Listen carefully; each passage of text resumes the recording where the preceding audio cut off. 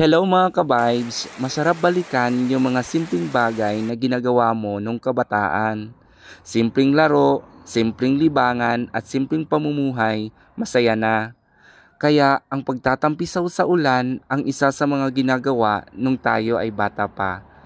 Maglaro sa ulan ang napakasayang mga alaala ng ating kabataan. Kaya nung ako'y naliligo sa ulan, naalala ko nung kabataan namin na kapag umuulan, naghahabol lang kami sa kalsada.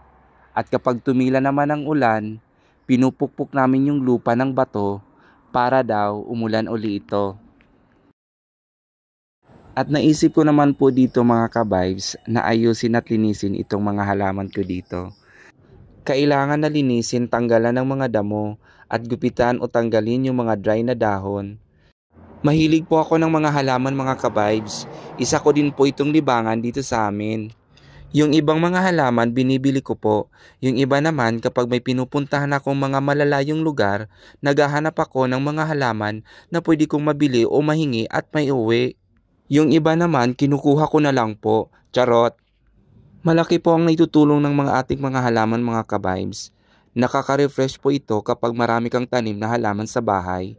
At nakakatulong din po ito linisin ang hangin so that we can breathe freshly. Wow! English ba yon? Charot! Kapag marami kang halaman mga ka-vibes sa inyong bahay, nakakabawas ito ng sickness, stress at anxiety. Oh wow! English na naman. Charot! Itong Carabao grass, tinitrim ko din po siya kapag malago na. Kasi magandang tingnan nito kapag nami-maintain mo ang pagtitrim nito mga ka-vibes. Mabilis lang din po dumami itong Carabao grass mga ka-vibes. Basta sa una, pagkatanim mo, every other day mo ito didiligan.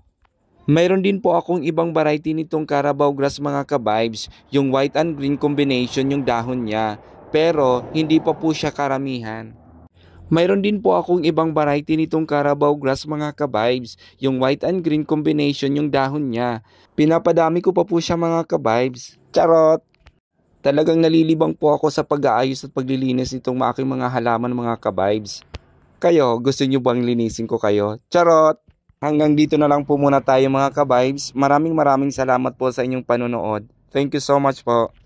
Please follow, react, and share po mga ka-vibes. Again, maraming salamat po. Thank you!